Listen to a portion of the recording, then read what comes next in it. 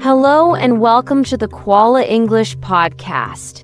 I'm Caroline and I'm really happy you're here today. Now, today's episode is a little special because we're not sitting in a classroom and we're not opening a textbook either. Instead, we're taking a virtual trip to one of the most iconic places in Australia.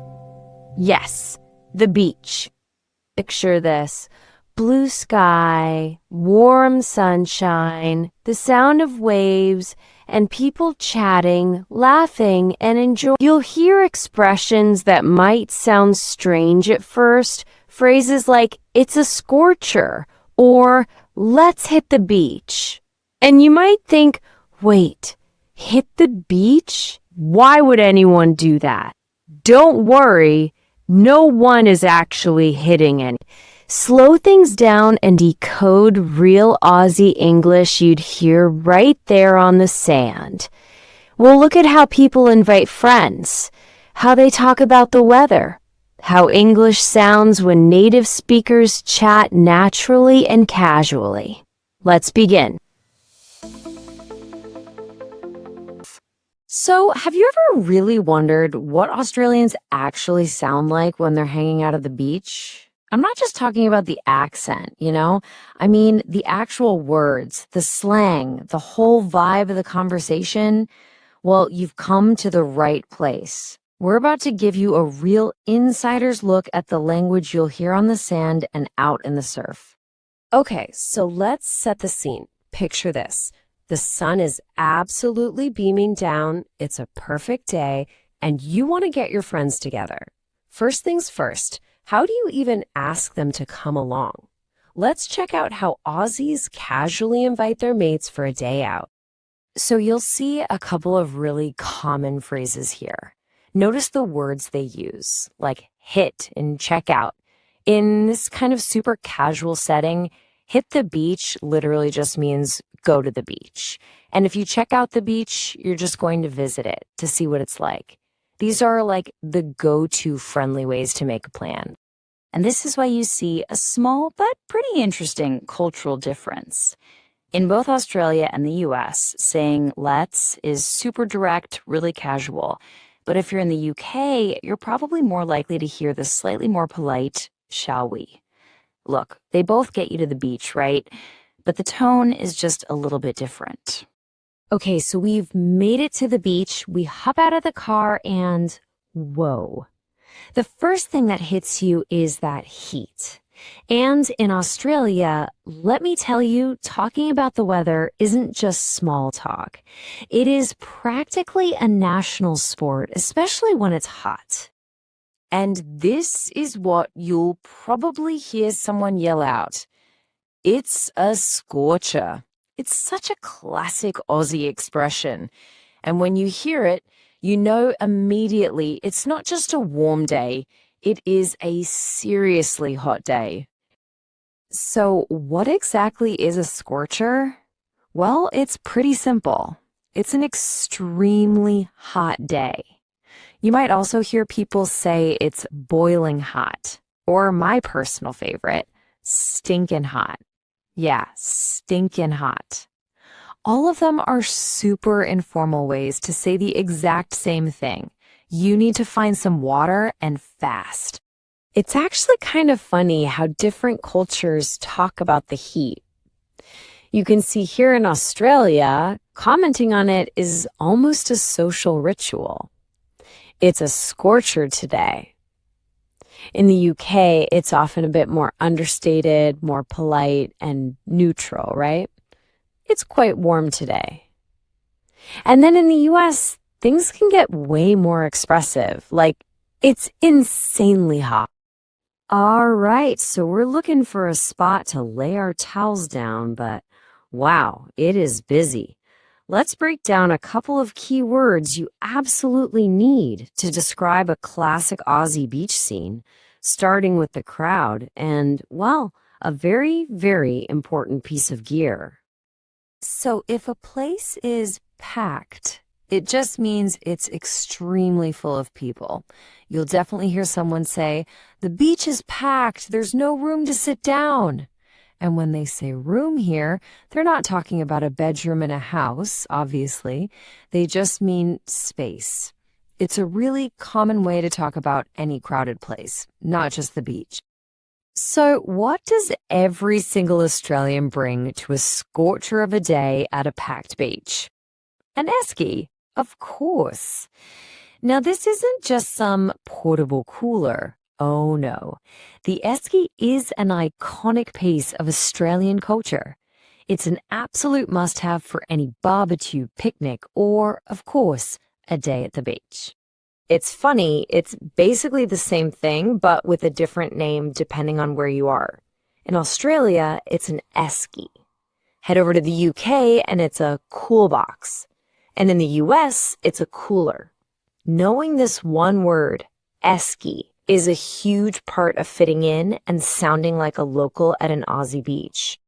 Okay, so we've talked about all the fun stuff, the sun, the slang, but now we need to pivot to what is probably the most important lesson of the day, beach safety. And this is something that is taken very, very seriously in Australia. And this is a really crucial point. You see, learning the language of the beach isn't just about slang and having a laugh. It's about understanding the words and signs that can literally keep you safe. The language of safety is a massive part of the whole cultural experience here. The single biggest danger at a lot of Australian beaches is something called a rip current, or as everyone calls it, just a rip. So what is it? It's a really strong, narrow channel of water that's pulling away from the shore. It's a major hazard, a major danger, and it is so important to know what to do if you get caught in one. So, if you ever find yourself caught in a rip, these steps could absolutely save your life. Number 1, and this is the most important, stay calm. Don't panic. Number 2, just float on your back to save your energy. 3, raise one arm up high to signal for help. And 4, and this is critical, do not try to swim against the current. You'll just get tired out. So here it is, your safety checklist. This is what you need to remember. First, only swim at beaches that are patrolled by lifeguards. Look for them. And then the golden rule. Always swim between the red and yellow flags. Those flags mark the safest part of the water. If you don't see any flags, it's not safe to swim. It really is that simple. Phew. Okay, our day at the beach is kinda coming to an end now. We've learned some slang, we've soaked up some culture, and we've covered some absolutely vital safety info. So let's do a quick review and get you ready to use all the stuff you've just learned. All right, here's our quick recap of the Aussie beach vocab. We started with the invitation to hit the beach on a scorcher of a day. Then we talked about finding a spot on the packed sand with your esky. And most importantly, we learned about the danger of a rip and why you must swim between the flags to stay safe. And now it's your turn to hit the ground running. That's another great idiom, by the way. It just means to start something with a ton of energy and enthusiasm. So go on, use these new phrases to start your own conversations. So, I'm going to leave you with this final thought. You know, it doesn't have to be a beach. It could be a cafe, a park, maybe a movie. Just using a simple, friendly phrase like, "How about we?"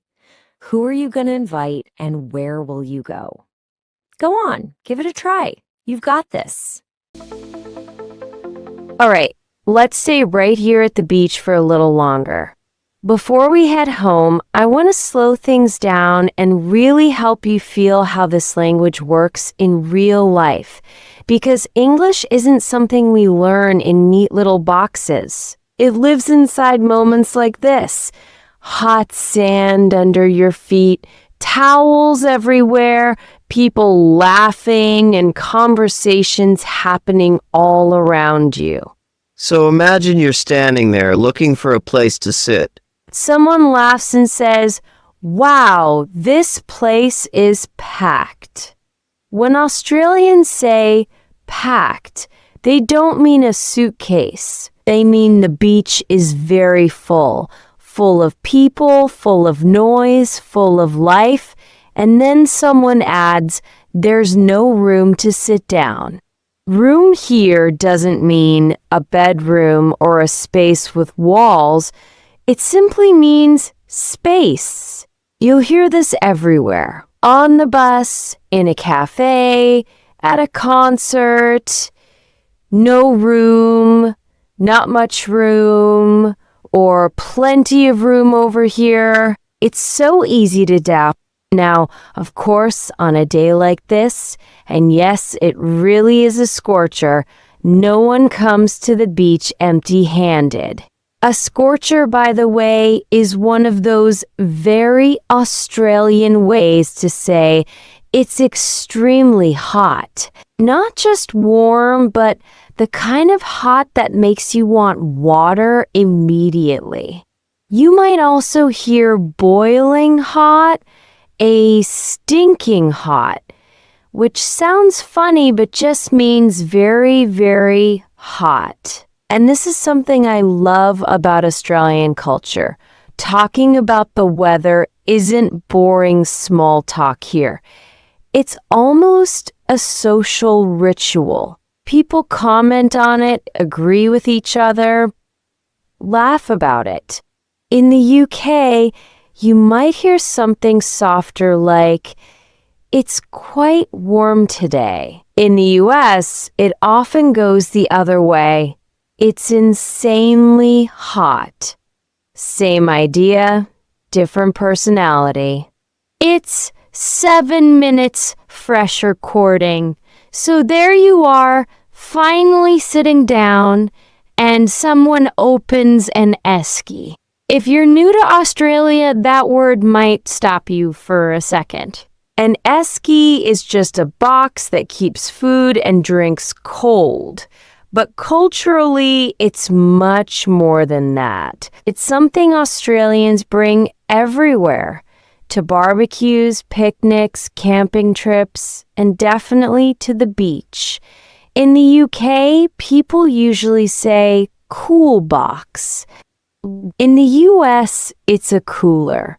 Same object, different name. But knowing the word esky makes you sound instantly more local here. As the day goes on, you keep hearing people inviting each other to do things. And this is where English can sound very fast and very casual. Someone says, "Let's check out the water," or "Do you want to hit the beach tomorrow as well?" Now, hit doesn't mean to punch anything. It's just an informal way of saying go. And check out means to go and see something. These phrases aren't special beach language. You can use them everywhere. "Let's check out that cafe," or "Do you want to hit the shops later?" It's friendly, relaxed English, the kind people use with friends.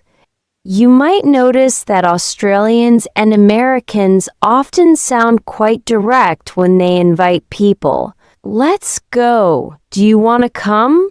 In the UK, you'll often hear something slightly softer, like, "Shall we go?" or "Would you like to?" None of these are better or worse. They just reflect different cultural styles.